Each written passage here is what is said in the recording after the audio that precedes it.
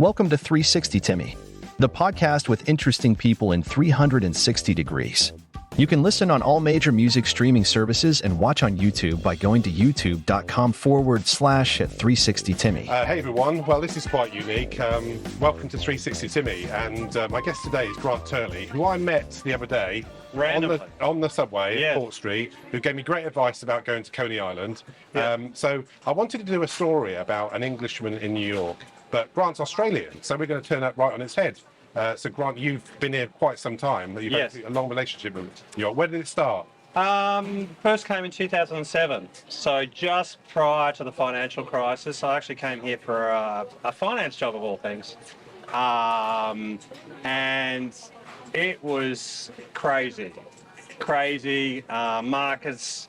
I was actually a foreign exchange trader, believe it or not, and we were a customer of some of the banks that failed. Now serving 141. And we were dealing with guys from Bear Stearns and Lehman's, and they were there one day and they were gone the next. Yeah. We were also, every day our head office was in Sydney, and we get new instructions. Don't deal with that counterparty. Don't talk to them. Which made it very confusing for us, because all of a sudden the counterparties would go, "Why aren't you talking to us anymore?" And we couldn't say. We're not allowed to say. It was confidential. So, I managed to get the peak of the craziness. I was working till mid 2009, so basically March, and every day was like a roller coaster. Announcements, the Fed this, the Fed that, the government's going to do that, banks failing, and it was exhilarating. It's like being in a casino, but it's not a casino because you're getting hit with all this random stuff that you don't necessarily anticipate. I'm keeping an ear out for your order. No, I agree. I keep looking at me too, I'm hungry. So it was a lot of fun. And when I first came here, I didn't know anybody other than my work colleagues, and we'd hang out on Friday night, but Saturday night, I just do whatever. And it was great because I think the mindset I brought was I was only going to be here for sort of 3 years. So you write yourself a list. What do you want to do? Where do you want to go? Not just New York, but in America in general. And as a result, I think I've probably seen more of America than most Americans. Because, you force yourself to go and do things because you go, all right, I've only got a certain number of weekends. I also have to share that time with my colleagues, and they want to do things and whatever, so we had to sort of coordinate.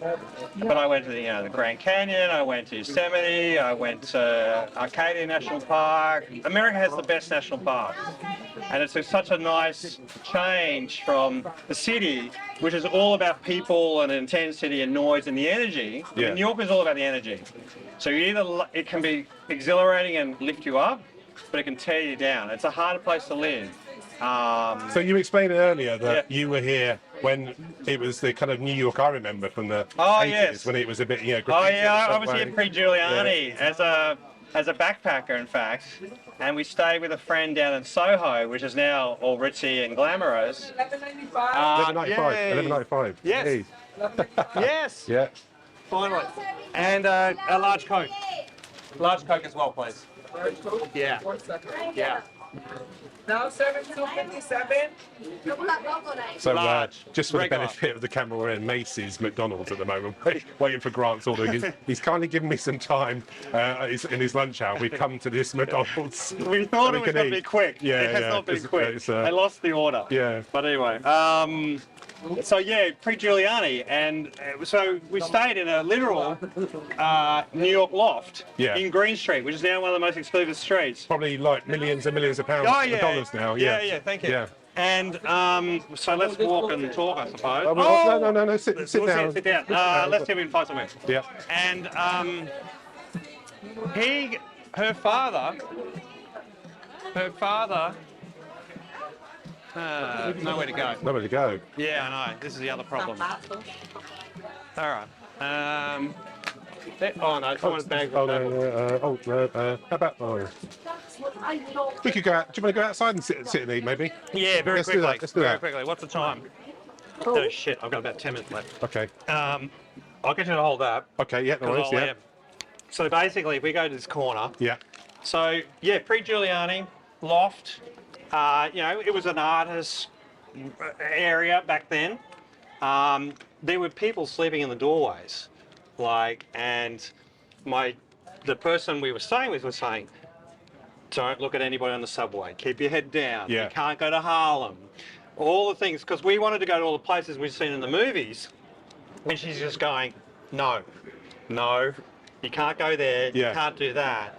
I mean, you still had all the classic museums, and we did all the touristy things, but it was seriously scary. And coming from Australia, I was kind of concerned. And moreover, when I got offered the job to come to New York, I was kind of told to come to New York. I didn't actually get much of a choice. I was going, I'm not so sure. I've been a couple of times, and Well, that's it for me, because this is my first weekend Yeah. in New York, and I was expecting similar, actually. Yeah.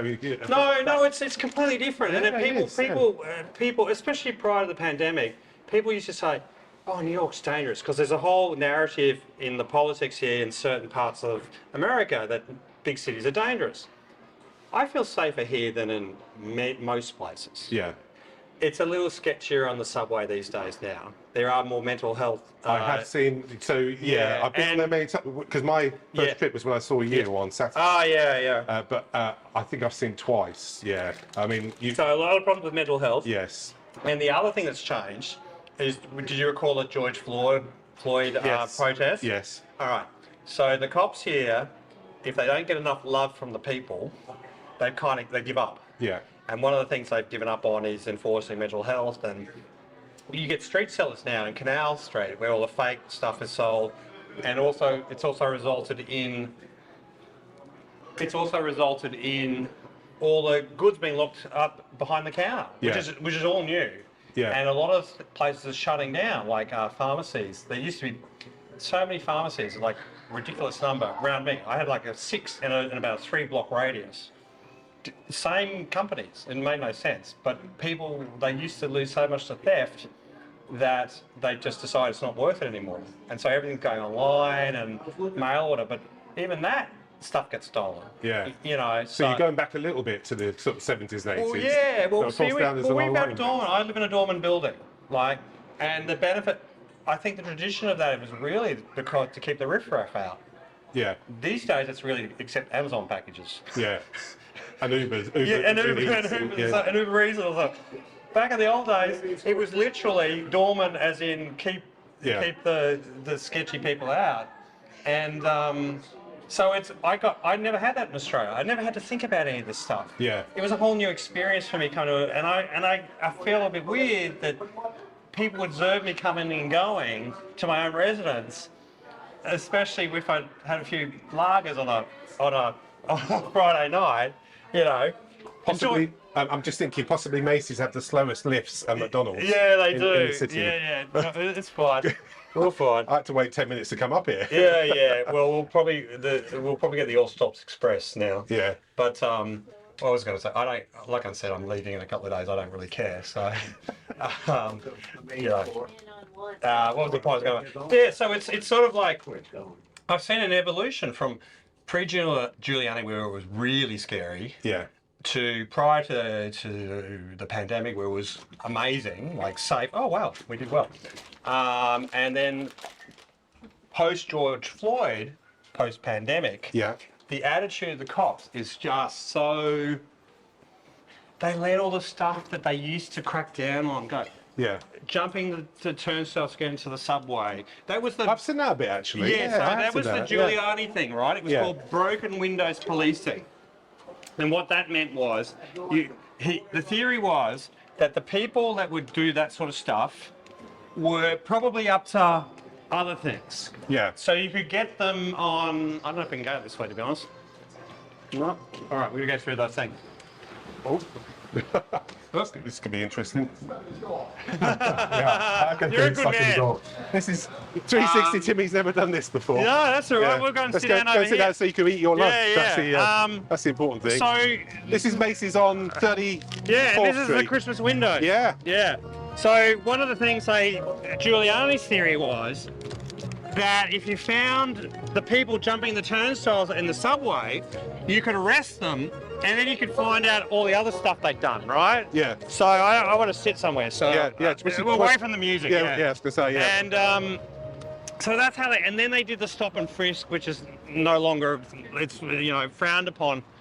And America talks about being the freest country in the world.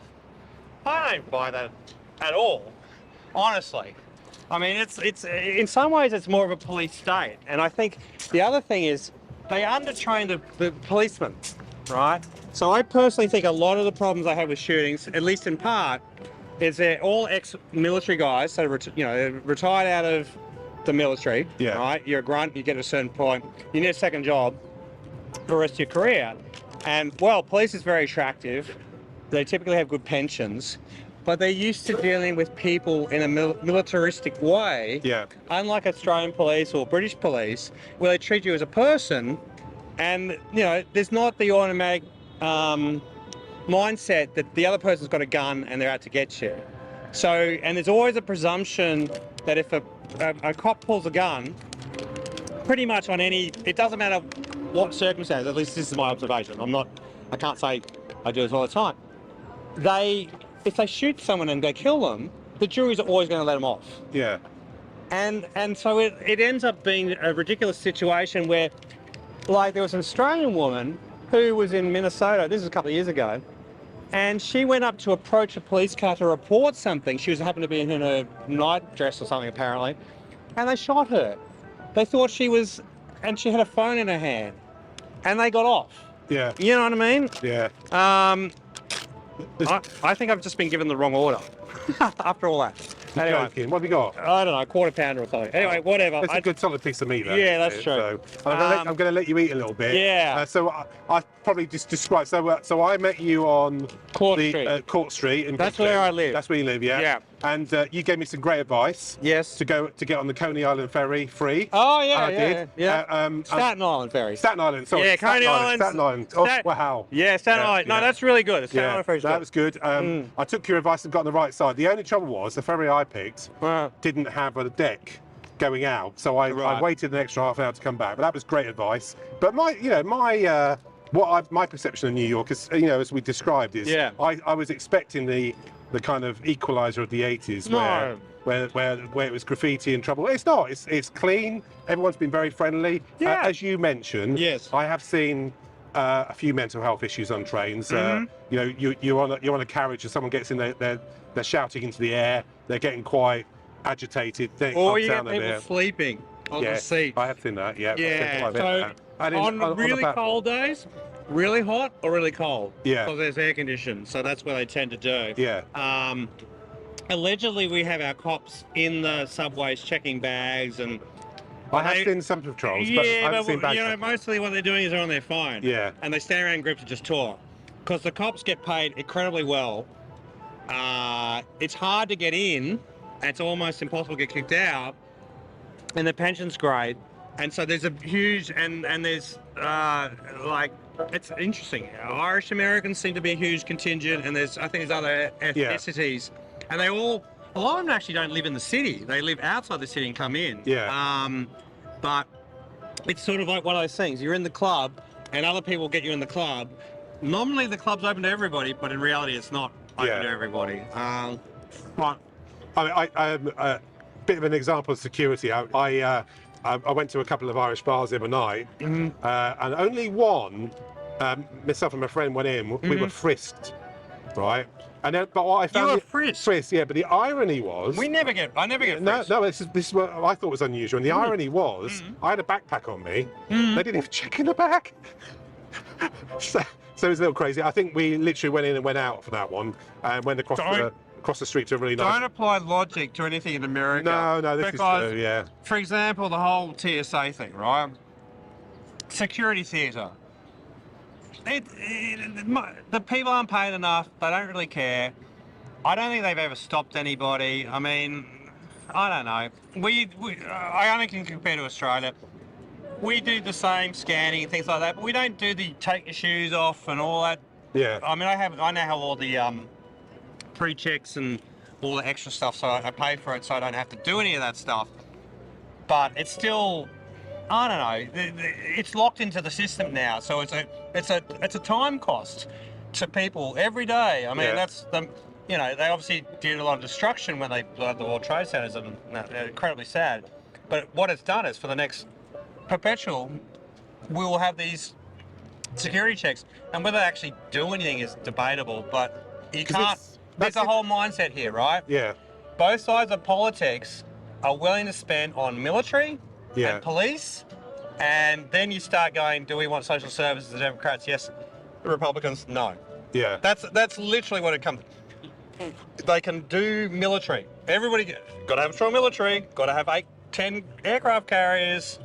I don't know, but you know, maybe in these times it makes sense, right? You know, you got maybe China's going to hit Taiwan tomorrow. We don't know, but the way it's going at the moment. I mean, it's like you said, actually. Yeah. Rudy Giuliani cleaned up this city, and he was a mayor to be admired. Yeah. And now he's the guy that is being parodied and in court, and his hair dye's running on TV and all that stuff. And DJT leaves destruction in his wake. Yeah. He seems to be Teflon Don, but all the other people Pay for it. Or worse than him, which is the extraordinary that he's got away with this his whole life. It may be catching up with him. Who knows? Who knows? Well, it'd be an interesting year ahead, wouldn't it? So, you're here for the long term, I take it. At times,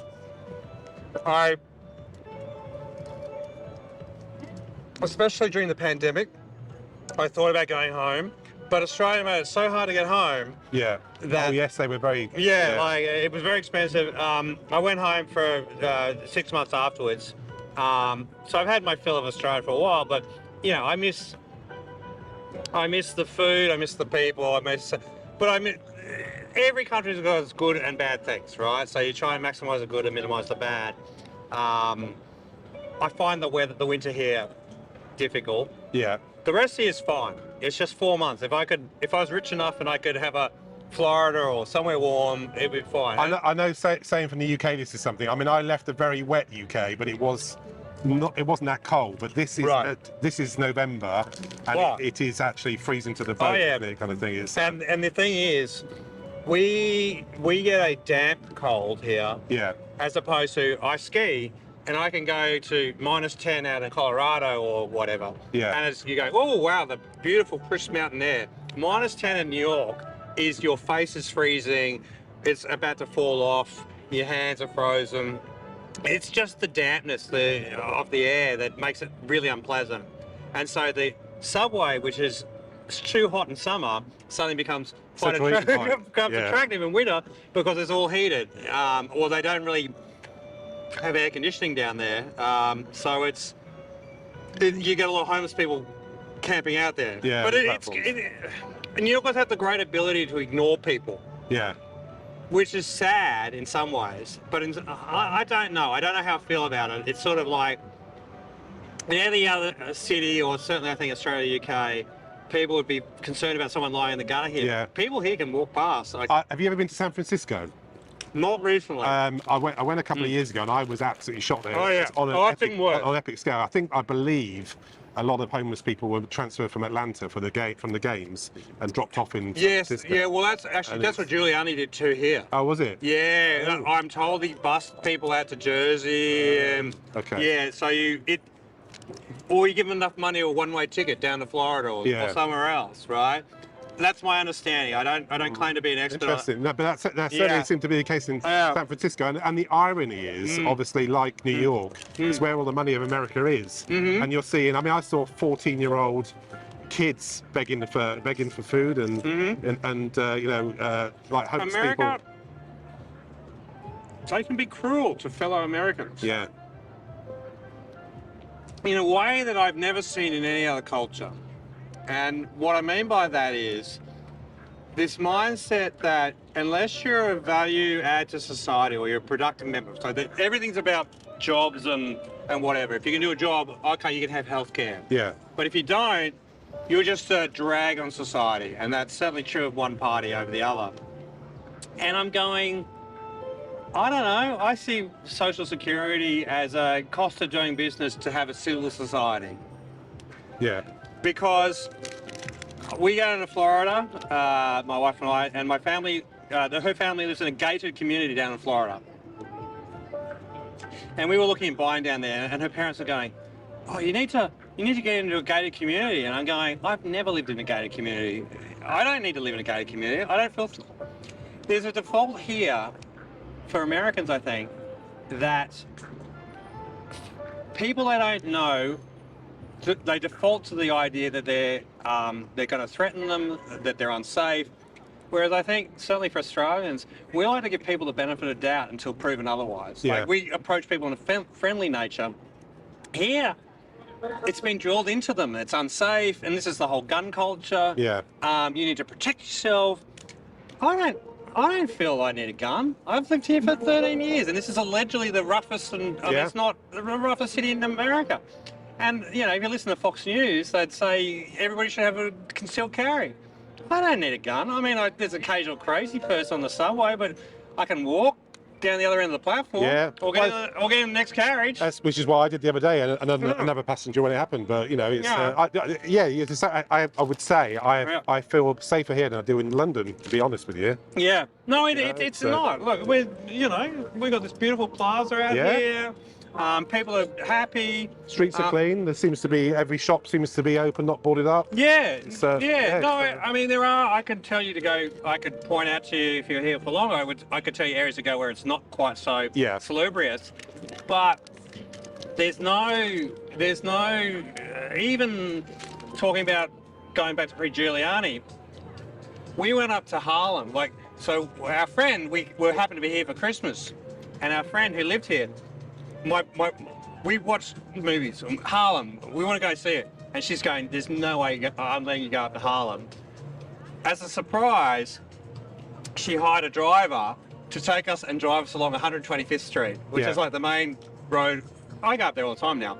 But back then, she had to bribe the guy. To drive through it. To drive through it. Because it was considered so scary and sketchy that you could get robbed at the traffic, the traffic lights, or your hubcap would be stolen. So, the change in New York, and you got to give Giuliani credit for what he did. I'm not sure how he got to where he is now, but it's certainly. And I suppose, like all successful politicians, when they're in too long, they start believing their own press, and it goes horribly wrong. And it's a interesting story. I mean, I guess even Donald Trump. I know he wasn't perhaps so controversial back in the day, was he? He was making cameos in Home Alone, things like that. I mean, he was always a showman, right? And The Apprentice, of course. And he got a lot of stuff for that. The reality is he's a failed businessman. He lost lots of casinos, and he, overvalued his building, as we're finding out at the moment in court. It was his father that made all the money. The father was the one who did it successfully. The kids are kind of, I don't know if they're any good, but he's very good at being a showman. And America loves a showman. It always has, always will.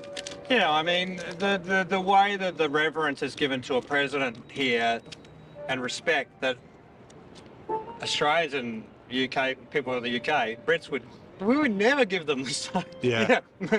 At all. I think there's only one, isn't there? Winston Churchill. And some would argue even after the war, he didn't have the respect he does in he got ditched history. pretty quickly. He did. So it's sort of like, we have such a different skepticism about politicians and their relationship, but here, go on and comparing presidents and that president, and I mean, I appreciate their love for their country. The patriotic nature of Americans is kind of inspiring in some ways, but a little scary in others, because it means, I think as we discussed earlier, that if you're told from the minute you grow up that you're in the best country in the world and everything is the best here, which it certainly isn't. Anybody that's traveled, all my friends are well-traveled American, New Yorkers.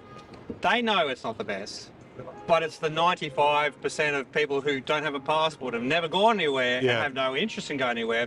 And because the vacation that or the holidays they get for their work is 2 weeks, they don't want to get on a plane and, go down to Australia. It takes too long. Yeah. So, it's a very blinkered view of the world, and in their mind, they're very good at some things, but you get extremes, extreme poverty, extreme wealth.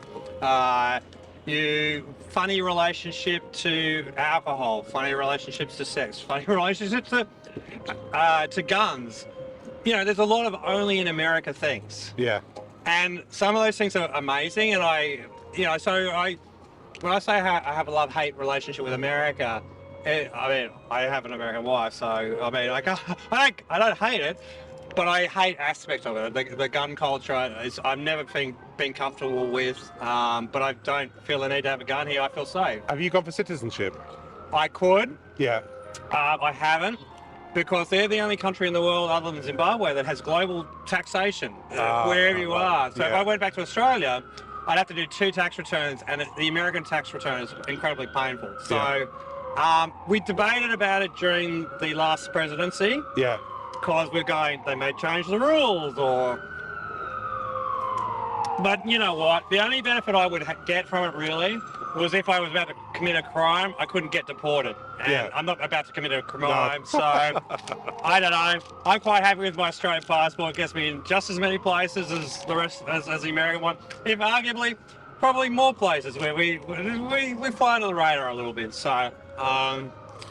Well, I'm very conscious of you've got to get back to work. So Grant, thank you very much. It was great meeting you on the first day. You gave me some great advice. I've made a friend now. And, thank you very much. Yeah. All right. But thank you very much. I better run. See you soon. Off you go. All right. Thank you. Remember, you can watch the video version of this podcast on youtube.com/@360timmy. Episodes are available in regular or 360 view. More links on 360timmy.com.